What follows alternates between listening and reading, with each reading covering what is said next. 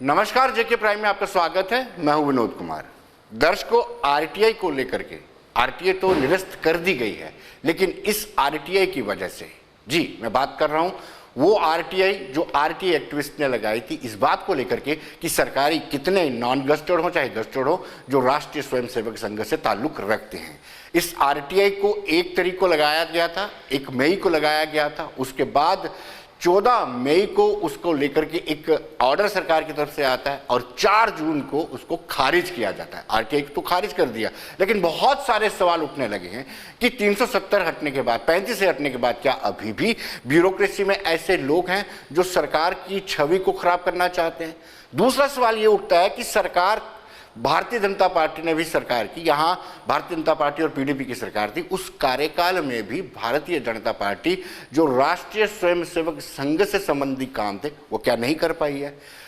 SRO 209 उसमें साफ साफ लिखा है, ये सरकारी SRO है, उसमें स्पष्ट तौर पर लिखा है कि राष्ट्रीय स्वयंसेवक संघ एक कॉमनल ऑर्गेनाइजेशन है। राष्ट्रीय स्वयंसेवक संघ जो है नॉन सेकुलर ऑर्गेनाइजेशन है। बीजेपी हुकूमत में रही, क्या उस SRO से राष्ट्रीय स्वयंसेवक संघ का नाम गायब नहीं हो सकता था, निकाला नहीं जा सकता था? लेकिन नहीं किया। अब मैं बात करता हूं कविंद्र गुप्ता की, जो फॉर्मर स्पीकर थे। उन्होंने अपनी सीट पर बैठ के कहा था कि मुझे फख्र होता है कि मैं राष्ट्रीय स्वयंसेवक संघ का सिपाही हूं।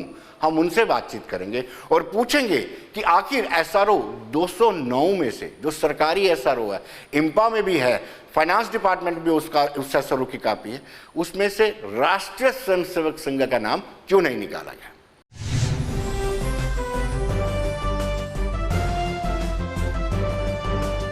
दर्शकों, जैसे कि हालात या स्थितियां परिस्थितियां नजर आ रही है, ऐसे लगता है कि 370 में संशोधन होने के बाद, 35A रिपील होने के बाद अभी भी ब्यूरोक्रेसी में, अफसरशाही में कुछ ऐसे लोग हैं जो सरकार की पोजीशन को एम्बैरस करना चाहते हैं। जो आरटीआई का अभी चल रहा है आरएसएस के लिंक्स को लेकर के, उसमें भी जो स्थितियां बन रही हैं, ऐसा लग रहा है कि कहीं ना कहीं अभी भी कुछ लोग ब्यूरोक्रेसी में एम्बैरस करने के लिए आमद हैं। इस वक्त हमारे साथ सीधे जुड़ चुके हैं former speaker, former deputy chief minister Kavindra Gupta ji. Kavindra ji, आपका स्वागत है। धन्यवाद। वेल कविंद्र जी, हम आपको देखते थे, आप चेयर पे बैठ करके, जब आप स्पीकर थे तब आप कहते थे कि जी मैं स्वयंसेवक हूँ, राष्ट्रीय स्वयंसेवक संघ का। लेकिन अब जो हालात देख रहे हैं, आपको लगता है कि अभी भी अफसरशाही में कुछ ऐसे लोग हैं जो कहते हैं कि पता करना चाहिए आरटीआई में कि सूचना देनी चाहिए कि किस किस के लिंक, सरकारी मुलाजिम के लिंक आरएसएस के साथ है। हालांकि आज कल एक आदेश जारी कर उन्होंने कहा कि ऐसी कोई सूचना हमारे पास नहीं है, लेकिन जो 19 अप्रैल से 4 जून तक इतना बड़ा फासला, ये पहले भी डिसीजन लिया जा सकता था। क्या कहेंगे आप? देखिए, ये लगता है कि एक बहुत बड़ी साजिश है राष्ट्रभक्त जो शक्तियों को हरास करने की और उनको ह्यूमिलेट करने की। आखिर राज्यपाल प्रशासन इसकी तरफ ध्यान को नहीं देता। आज भी जो लोग सत्ता में, ब्यूरोक्रेसी में बैठे हैं, उनकी मंशा क्या है, इसका ये क्लियर होनी चाहिए। ये कहीं वही टूल किट का हिस्सा तो नहीं जो हिंदुस्तान में अफरा तफरी फैलाना चाहती है। ये लोग क्या उन्हीं के इशारों पर तो काम नहीं कर रहे हैं। राष्ट्रीय स्वयंसेवक संघ को किसी से सर्टिफिकेट लेने की जरूरत नहीं है। समय समय पर जो सरकारें रही, चाहे वो कांग्रेस की सरकार रही जिसने इमरजेंसी की, चाहे वो गांधी के मर्डर की बात की, ये सबसे निखर करके बाहर आया है। और इस प्रकार की राष्ट्रवादी ताकतों को हमेशा से, चाहे वो नेहरू की गवर्नमेंट हो, इंदिरा गांधी की सरकार हो या दूसरों, इन्होंने बैन लगाने की कोशिश की है। लेकिन लोगों ने जिस प्रकार से रिस्पांस दिया है, आज इनको समझना चाहिए जम्मू कश्मीर में इस प्रकार की साजिशें बर्दाश्त नहीं की जा सकती। आप चाहते क्या है कि जमायत इस्लामी की लाइन में हमें खड़ा करना चाहते हैं, हिजबुल मुजाहिदीन की लाइन में खड़ा करना चाहते हैं। युद्ध हो या शांति, राष्ट्रीय स्वयंसेवक संघ को किसी का सर्टिफिकेट लेने की जरूरत नहीं है। हम हमेशा राष्ट्रवाद का झंडा उठा करके चलते हैं और इस भारत के सम्मान के लिए हम हमेशा खड़े हैं। तो इसमें जांच की जाए, राज्यपाल पर्सनली ध्यान दे कि जिस प्रकार से एक साजिश हुई है उसको बर्दाश्त नहीं किया जा सकता। यहाँ तो किसी का ध्यान नहीं है इन चीज़ों पर। अगर ये साजिश है तो उनको बाहर डिसमिस करना चाहिए। जी, आपने कहा कि आरएसएस को जमात के साथ खड़ा किया जा रहा है, खड़ा किया नहीं जा रहा है। आप अगर सर्विस रूल पढ़ें, उसकी जो SRO 209 है, रूल नंबर 4 है, उसमें जमात के साथ आरएसएस को खड़ा किया गया है। इसके अलावा भी 4 तंजीमें और भी हैं, जिसमें आनंद मार्ग है, इस्लामिक स्टडी है, जमात है, राष्ट्रीय स्वयंसेवक संघ है, और उसमें इसको नॉन सेकुलर और कॉमनल कहा गया है। आप तो खड़े हैं ऑलरेडी, राष्ट्रीय स्वयंसेवक संघ तो जमात में ऑलरेडी खड़ा है, जमात के साथ लाइन में। इनको आंखों से पर्दा हटाने की जरूरत है। जो देश दुश्मन हैं उनके साथ इस प्रकार खड़े करना एक शर्मनाक बात है। राष्ट्रीय स्वयंसेवक संघ को किसी का सर्टिफिकेट लेने की जरूरत नहीं है। आज भारत में हर व्यक्ति को पता है, अगर कोई समाज सेवी संस्था है, अगर कोई राष्ट्र हित में बात करती है, अगर कोई हिंदू हित में बात करती है, और हमने पूरे राष्ट्र को एक परिवार माना है, उसी तहत राष्ट्रीय स्वयंसेवक संघ काम करती है। और अधिकांश हमारे नेता इस समाज में रहते हुए एक तपस्वी की तरह काम करते हैं। उसी का आधार है कि आज अगर हिंदू राष्ट्र या हमारा भारत बचा हुआ तो इन्हीं के कारण से, और हमारा सपना है भारत को परम वैभव पर ले जाना, भारत को अखंड बनाना। तो कुछ लोगों को जरूर इससे तकलीफ होती होगी, तो उन्हीं वही कारण है कि इस प्रकार की जो कोशिशें की जा रही हैं। कविंदर जी, आम लोग ये देखना चाहते, सुनना चाहते, जानना चाहते, जमात, इस्लामिक स्टडी और राष्ट्रीय स्वयंसेवक संघ में क्या फर्क है? देखिए, कहीं तुलना ही नहीं की जा सकती। एक एंटी नेशनल, एक राष्ट्रहित में, एक देश विरोधी और एक राष्ट्रभक्तों लोगों का टोला। कोई राष्ट्रीय स्वयंसेवक संघ को तभी नज़दीक, ये कोई बताने की बात नहीं है। ये राष्ट्रीय स्वयंसेवक संघ को जो गांधी से लेकर के जवाहरलाल नेहरू से लेकर के जिन्होंने एक मन में गलत धारणा बनाई हुई थी, जब वहाँ पर जाकर देखा तो उनको सही पता लगा कि यहाँ पर ना तो कोई जातिवाद है, ना यहाँ पर कोई समाज में अलग अलग लोगों को अलग किया जाता है। एक यही संस्था है। और मैं ये साफ कहूँगा कि जमायत इस्लामी राष्ट्र के खिलाफ खड़ी होती है, पाकिस्तान के इशारों पर, और जो देश दुश्मन हैं, देश को तोड़ना चाहते हैं, उन्हीं के साथ खड़ी होती है। इसलिए मुझे तो लगता नहीं कहीं राष्ट्रीय स्वयंसेवक संघ की कोई जमायत इस्लामी से तुलना करे। जो इस प्रकार की तुलना करवाना चाहते हैं, उनके दिमाग में जो कीड़ा है वो निकाल दिया जाएगा। कविंदर जी, 1982 में, ये 24 मई 1982 में SRO बना था, जिसमें जमात को, RSS को और 6 और तंजीमें, 2 क्रिश्चियन थी, एक आनंद मार्ग, इन सबको एक साथ नॉन सेकुलर कहा गया था और साथ साथ कॉमनल कहा गया था। आपके पास हुकूमत आई, आपने PDP के साथ मिलकर हुकूमत की, केंद्र में आपकी सरकार है, क्यों नहीं आप RSS का नाम उसमें से हटा पाए? क्योंकि RSS आपके मुताबिक एक ऐसी संस्था, ऐसा स्वयंसेवक संगठन है जिसने हर समाज के लिए काम किया और समाज को, राष्ट्र को संगठित करने का प्रयास किया। नहीं, मैं जी आपके पास मौका था कि आप RSS का नाम वहाँ से निकलवा सकते थे। मैं आपसे क्लैरिफिकेशन लेना चाहता हूँ, मुझे इसकी जानकारी नहीं है। ये जम्मू कश्मीर के संविधान में है या भारत के संविधान में? ये जम्मू कश्मीर के संविधान में है। संविधान में नहीं, सर्विस रूल जो होते हैं, अगर सर्विस रूल का SRO 209 है ये। अगर ये चीज़ें ध्यान में नहीं आई तो मुझे लगता है कहीं चूक हुई है। इस प्रकार की गलतियों को बड़ी जल्द सुधारने की जरूरत है। आखिरी सवाल कविंदर जी, क्या आपको लगता नहीं है कि ऐसे लोगों को आइडेंटिफाई किया जाना चाहिए जिन्होंने RTI लगाई और उसके बाद इतना अपरेंटली प्रॉम्प्टली एक्शन लिया गया, और ख़ास तौर पर कॉलेजेस और यूनिवर्सिटीज़ में? क्योंकि जब भी कोई विचारधारा बनती है, जो विचारधारा को ऑप्ट करते हैं वो स्टूडेंट्स ही लोग होते हैं, और स्टूडेंट से मांगा गया, स्टूडेंट्स में जो इम्प्लाइज है उनसे मांगा गया।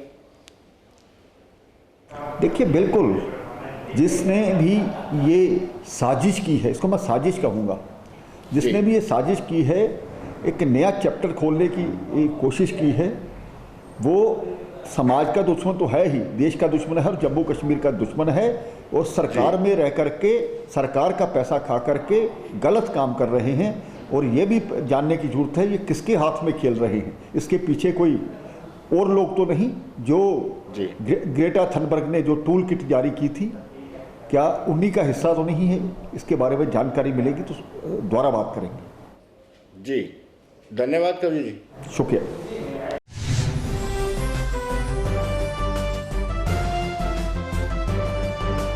दर्शकों, हमने इस बाबत रविंद्र शर्मा जो चीफ स्पोक्स पर्सन है, कांग्रेस के चीफ स्पोक्स पर्सन है, उनसे बातचीत की। तो उनका क्या कहना है वो भी हम आपको बताते, क्योंकि वो भी इस पर सियासत करने पे आतुर थे।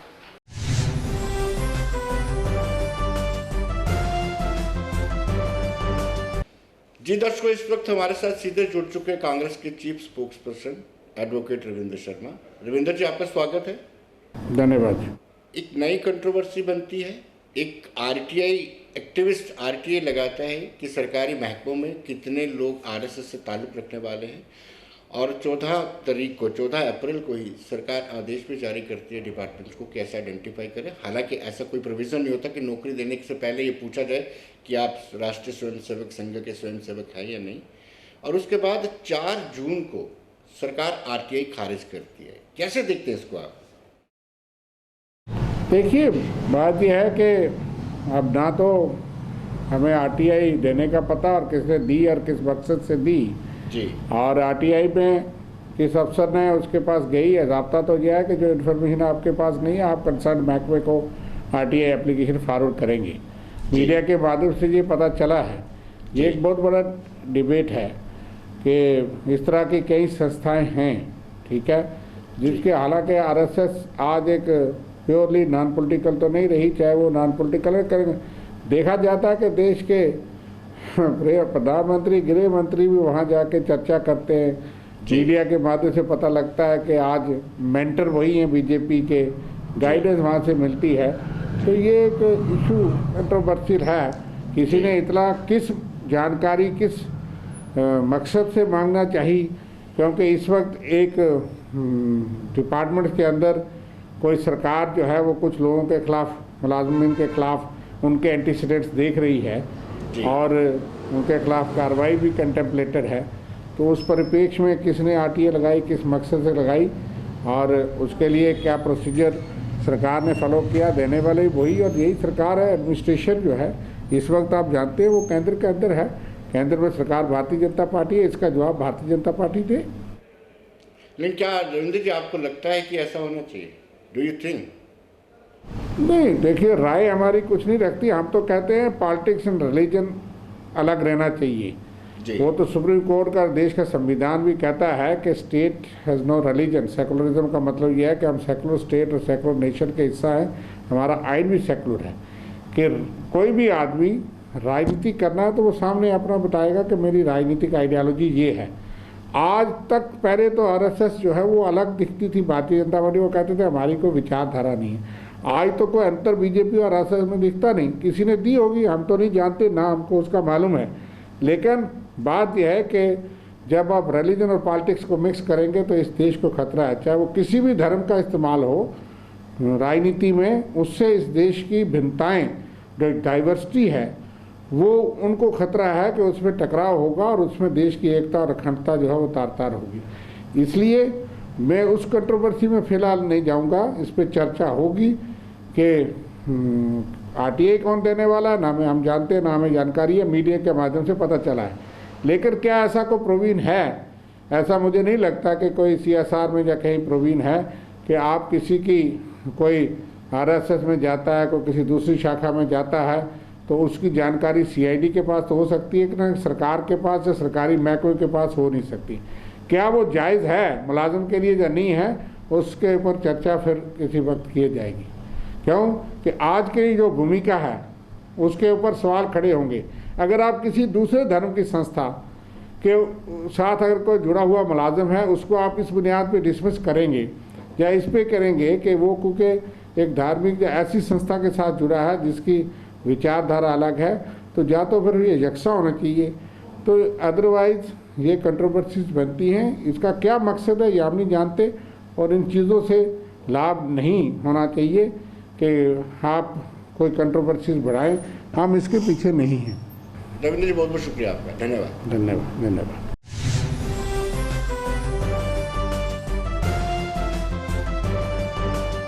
दर्शकों, बीजेपी के chief spokesperson Sunil Shetty, उनसे हमने बातचीत की और उनका ये कहना है कि इस एसआरओ को लेकर के रिविजिट करने की जरूरत है, यानी दोबारा इस पर पुनर्विचार करने की जरूरत है।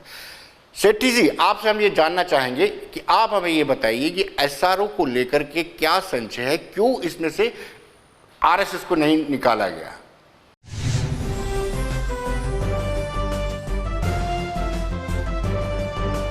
एसआरओ 209 जो 1982 में जबकि नेशनल कॉन्फ्रेंस की गवर्नमेंट थी जम्मू कश्मीर में, उस टाइम पे इशू की गई, जिसमें कुछ ऑर्गेनाइजेशन को जो है वो नॉमिनेट किया गया कि गवर्नमेंट ऑफिशियल्स जो हैं उस ऑर्गेनाइजेशंस को, उन एसोसिएशंस को ज्वाइन नहीं कर सकते हैं।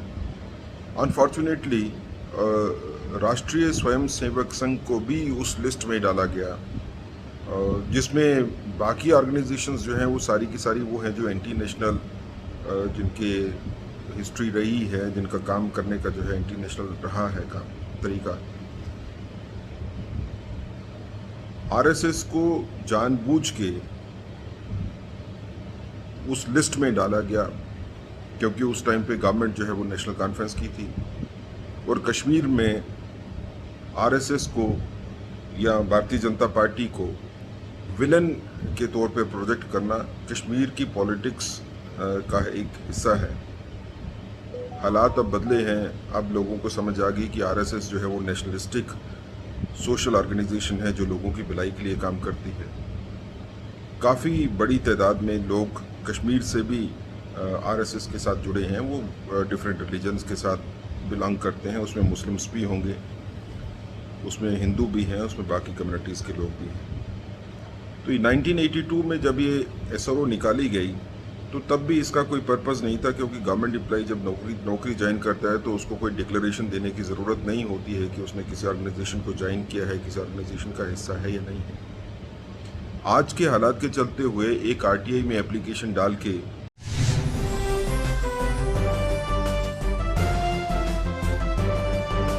सुनील जी, क्या आपको लगता है कि जो आरटीआई लगाई गई थी, हालांकि उसको बाद में निरस्त कर दिया गया, उसके पीछे साजिश थी, और क्या आपको लगता है कि रिविजिट करने की जरूरत है?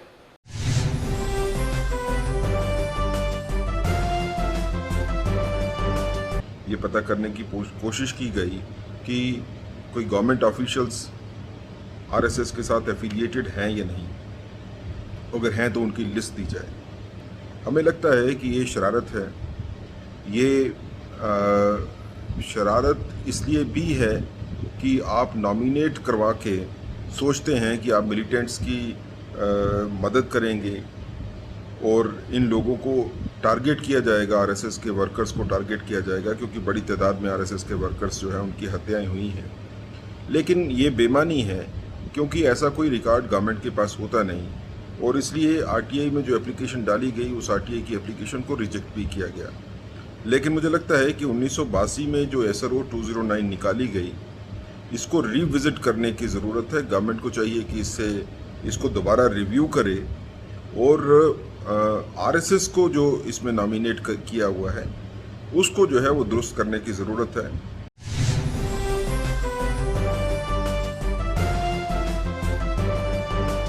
दर्शकों, कल ही हम चर्चाएं कर रहे थे कि जो कोविड-19 के दौरान जिन लोगों की डेथ हुई हैं उनके परिवार के बच्चों का लालन पालन कौन करेगा? ये सरकार करेगी। सरकार ने आइडेंटिफाई भी किए थे 400 से ज़्यादा ऐसे बच्चे हैं जिनके सर पर से माता या पिता का हाथ उठ चुका है। आज पीएम राज्य मंत्री डॉक्टर जितेंद्र सिंह ने कठुआ के डिप्टी कमिश्नर राहुल यादव को 10 लाख रुपए का चेक दिया। उन लोगों में वितरित किया जाएगा जिनके माता पिता नहीं है।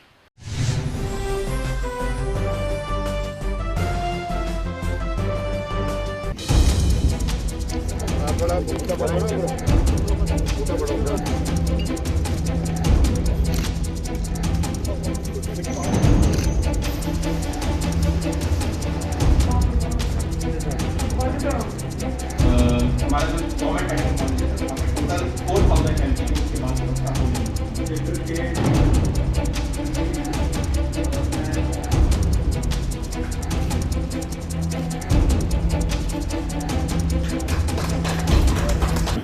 लेकिन एक समाज के सदस्य होने के नाते हम अपना दायित्व कहाँ तक निभा सके ये एहसास हमें जिंदा रहे, ये हमारे लिए एक परीक्षा का मौका होता है। और विशेषकर हमारे बच्चे, और विशेषकर ऐसे बच्चे जिनके परिवार का यदि कोई मात्र ब्रेड विनर था, रोटी कमाने वाला वो चला गया, तो उनके भविष्य की चिंता करनी केवल किसी पार्टी मात्र का ही काम नहीं, प्रशासन का मात्र का काम नहीं, बल्कि सारे समाज का दायित्व। और मुझे लगता है कि इससे सबसे बड़ी प्रेरणा इसके लिए हमें प्रधानमंत्री श्री नरेंद्र मोदी जी ने दी, जब उन्होंने इन बच्चों के लिए आर्थिक सहायता की भी घोषणा की, पढ़ाई के लिए को सहयोग और वजीफे मिले उसकी भी घोषणा की।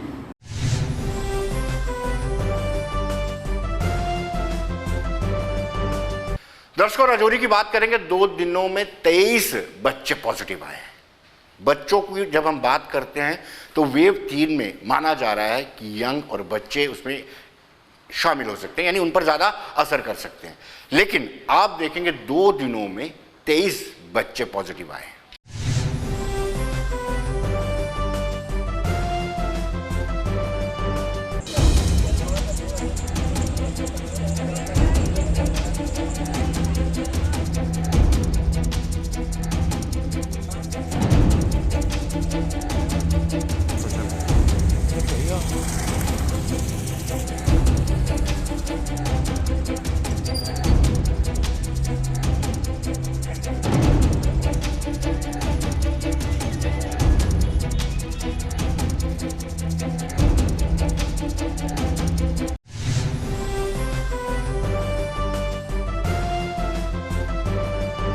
जैसे कि मैंने बताया दर्शकों की चिंता का विषय यह है कि 23 बच्चे 2 दिन में पॉजिटिव आते हैं तो ये कहीं ना कहीं गंभीर मामला बन जाता है। जमशेद मलिक हमारे सीनियर सहयोगी राजौरी से हमारे साथ जुड़ चुके हैं। जमशेद, क्या कारण लगते हैं बच्चों का पॉजिटिव आना बड़ा अच्छा संकेत नहीं है? जी ना, बिल्कुल। अगर ये कहें कि कोविड-19 की दूसरी लहर में ये पहला मौका होगा कि राजौरी में एक दिन में 17 बच्चे पॉजिटिव आए हैं, जिनकी उम्र 18 साल से कम बताई जा रही है, जिसमें 4 साल का बच्चा भी एक शामिल है। ये जरूर एक चिंता का विषय है, मगर इस पे हमारी बात हुई है। उनका ये कहना है कि ये कुछ जब क्लोज कॉन्टैक्ट जो लोग हैं उनकी सैंपलिंग का सिलसिला शुरू किया गया, या जो रास्ते में लोग आए उनका सैंपलिंग, या किसी के घर से कोई पॉजिटिव आया उसके बाद उनकी सैंपलिंग की गई तो वहां से बच्चे पॉजिटिव आए, कोई ऐसी चिंता की बात उनकी तरफ से ये जरूर कहा जा रहा है कि नहीं है।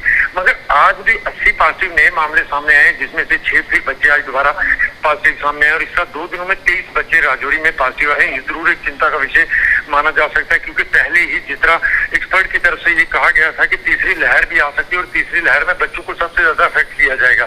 मगर राजौरी में इस तरह का कोई माहौल नहीं है, मगर दहशत और टेंशन जरूर देखी जा रही है कि बच्चों का पॉजिटिव आना ये कहीं ना कहीं चिंता का विषय जरूर है, क्योंकि राजौरी में पहला मौका होगा कि कल की तारीख में 17 बच्चे पॉजिटिव आए थे और आज की तारीख में भी 6 बच्चे पॉजिटिव आए हैं, जो 18 साल से नीचे है। ये जरूर चिंता का विषय है। ये कहें कि कोविड के केसों में जरूर दिन ब दिन कमी भी होते देख रहे हैं, मगर बच्चों के पॉजिटिव आने का ये मामला जरूर चिंता का विषय बना चुका है। जी जनाब। जमशेद, आप में ये बताइए, आपने खुद ही कहा कि 3rd वेव में बच्चे और यूथ जो है ज्यादा उन पर असर हो सकता है। क्या किसी डॉक्टर से आपने बातचीत की, कहीं ये 3rd वेव का कोई पहला हिस्सा तो नहीं है? जी बिल्कुल विनोद, डॉक्टर से बात हुई, उनकी तरफ से कहा गया है कि कुछ ऐसा नहीं है कि 3rd वेव जैसी कोई चीज नहीं है, मगर जिस तरह उनकी तरफ से ये चीजें सामने रखी जा रही हैं कि जहाँ पॉजिटिव मामले सामने आते हैं या किसी के घर में कोई पॉजिटिव है या माँ या बाप पॉजिटिव है, उसके बाद ये बच्चे भी इसकी लपेट में आ सकते हैं, मगर चिंता का विषय नहीं, क्योंकि सब एसिम्प्टोमेटिकली जो भी आ रहे हैं पॉजिटिव आ रहे हैं, इनमें चिंता का कोई विषय नहीं है। हालांकि राजौरी में इससे पहले भी बच्चे पॉजिटिव आते रहे, मगर एक दिन में बहुत इतनी तादाद में बच्चे पहली बार पॉजिटिव आए, क्योंकि इससे पहले राजौरी में एक बच्चा था जो 2 साल का पॉजिटिव था, जिसकी हालत पहले तो बहुत बेहतर हुई थी, बाद में हालत उसकी खराब हुई और उसको यहाँ से जम्मू मेडिकल कॉलेज के लिए भेज दिया गया। मगर इन बच्चों के बारे में ये कहा जा रहा है कि इनमें से जो भी है उनको अभी तक घरों में ही है, वो यहाँ नहीं ला। प्रशासन की तरफ से कल ही एक आर्डर भी निकाला गया है कि जो भी लोग पॉजिटिव आएंगे उनको सीधे सेंटर में लाया जाएगा, मगर अभी तक ऐसे हालात नजर नहीं आ रहे। मगर चिंता का विषय के साथ साथ ये भी एक राहत की बड़ी खबर थी कि राजौरी में पॉजिटिव केसों की संख्या में भी कमी आई और मरने वालों की संख्या में भी कमी है। हालांकि मरने वालों की तादाद जो रुकने का नाम नहीं ले रही है, वो लगातार ही चल रही है, मगर उसमें कमी जरूर काफी पैमाने पर देखने को मिली, क्योंकि राजौरी में एक दिन में 10-10 जैसे सामने आने लगी थी, वो भी लोगों के लिए चिंता का विषय बन चुकी थी। मगर आज की तारीख में अगर हम बात करें तो आज की तारीख में राजौरी में 80 नए पॉजिटिव मामले सामने आए, जिसमें जी। 6 बच्चे भी हैं और 2 लोगों ने अपनी जान भी गंवाई है आज जी। राजौरी में। जी। सर, कोविड के केसों में और मरने वालों की तादाद में गिरावट जरूर देखने को मिल रही है, मगर चिंता का विषय यह है कि जो बच्चे अब इसमें पॉजिटिव आने लगे हैं, जिस तरह अगर 2 दिन की बात करें तो 23 ऐसे लोग हैं जिनकी 18 साल से कम उम्र है, वो पॉजिटिव आए हैं। जी विनोद। जी, बहुत बहुत शुक्रिया जमशेद।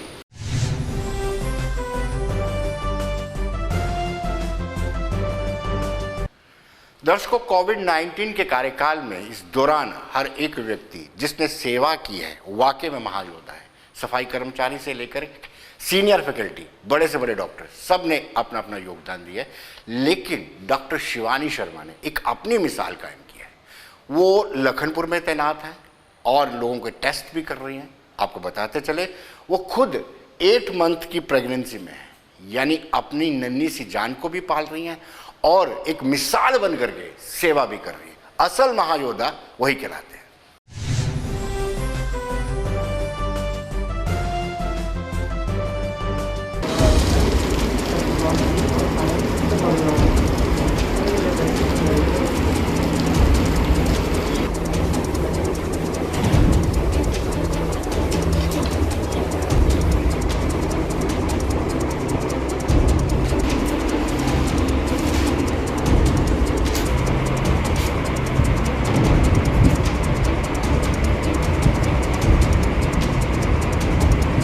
नहीं लिया, it's my job to serve the humanity.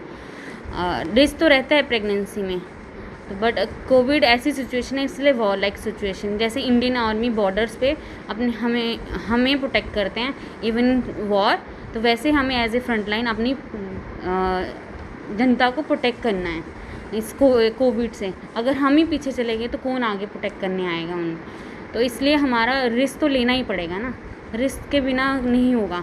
अगर सब डॉक्टर यही सोचने बैठ के ये रिस्क है, इसमें नहीं करना है। भी हम मेडिकल डिपार्टमेंट में आते हैं, फर्स्ट ईयर ऑफ MBBS, हमारा from the first day we took oath कि हम हमेशा सर्व करेंगे ह्यूमैनिटी को, पीपल्स को सर्व करेंगे, हम कभी पीछे नहीं हटेंगे अपनी ड्यूटी से। वही सोच के मैं आज तक जॉब कर रही हूँ। अदरवाइज़ अगर मेरे को कोई प्रॉब्लम नहीं हो रही है प्रेगनेंसी की वजह से, I am able to do the duties. हमारे पास काफ़ी तरह के पेशेंट आते हैं। इस टाइम तो वैक्सीनेशन चल रही है, तो सारे हेल्दी पेशेंट्स ही आ रहे हैं वैक्सीनेशन के लिए, बट हमारी रूटीन OPD भी होती है, इसमें मल्टीपल डॉक्टर्स हमारे यहाँ पे देख रहे हैं। OPDs में फीवर आते हैं, ट्रॉमास के साथ पेशेंट आते हैं, इवन उनमें से कुछ पॉजिटिव भी होते हैं। मेरे पास वैक्सीनेशन करवाने में कुछ पेशेंट आए हैं, बाद में उनको देखा गया है वो एसिम्टोमेटिक थे बट पॉजिटिव आए हैं। तो हमारे पास मिक्स पेशेंट आते हैं।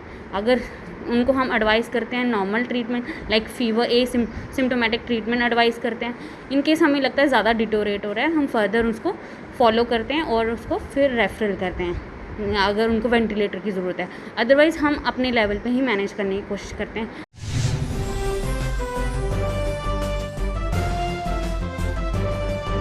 डिप्टी कमिश्नर किश्तवाड़ ने भी कहा है कि पॉजिटिव मामलों में गिरावट आई है, लेकिन सतर्कता बरकरार है।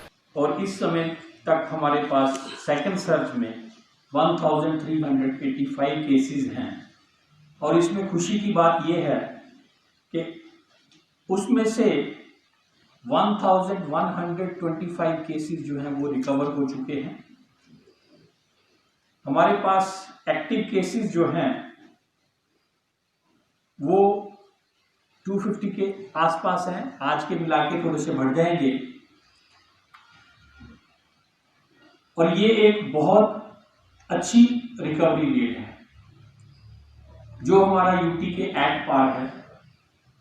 इसके साथ साथ अगर मैं कैजुअलिटीज की बात करूं तो सेकंड सर्ज में किश्तवाड़ में 13 कैजुअलिटीज अभी तक हो चुकी हैं। 77% 45 प्लस जो कैटेगरी के लोग हैं वो हम उनको वैक्सीनेट कर चुके हैं। और अब हमारे पास जो बचे हुए लोग हैं इस कैटेगरी के 45 प्लस के वो कोई 10,000 के आसपास हैं जिनको हम वार-फुटिंग के वैक्सीनेशन करने की कोशिश कर रहे हैं। बट परेशानी ये है कि ये बहुत दूर दराज इलाका है।